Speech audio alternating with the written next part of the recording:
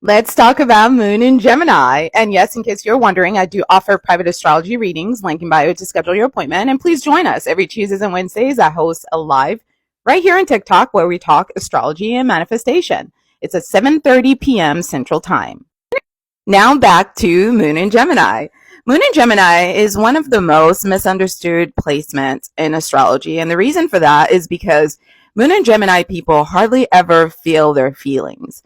They're very good at talking about their feelings and talking about your feelings. In fact, they're clever, they're witty, they're very smart, they're very sharp with recognizing people's emotions in terms of like being able to process it intellectually and identifying it intellectually. But when it comes to actually feeling their own feelings and expressing their own feelings, that's where they get stuck. So a lot of times people have a hard time understanding them emotionally. But the truth is, they have a hard time understanding themselves emotionally because of all this Mercury energy, you know, with their moon placement. It's really hard for them to actually get in touch with their feelings without viewing it as information that needs to be processed. So if there's one thing Moon and Gemini need is to really learn how to connect emotionally with their heart and their tears and their joy and their shame and their fears. Because of the Mercury placement at their moon sign, they also tend to have an abundance of energy.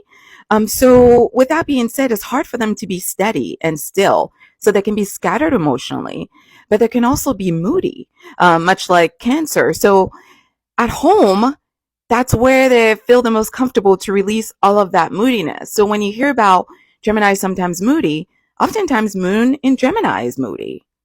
Mercury makes them very open to new ideas. They want to try new things. They want to try this and do that. They like to start a new project, but they really have a hard time with being still, being persistent, and being choosy.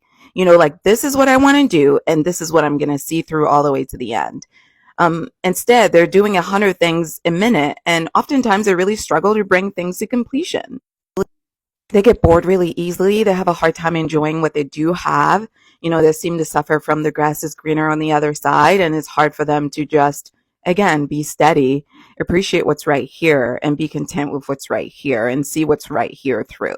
They are interesting people, very curious, super smart. They always know what's going on. They have a great pulse on what's really happening with everybody around them.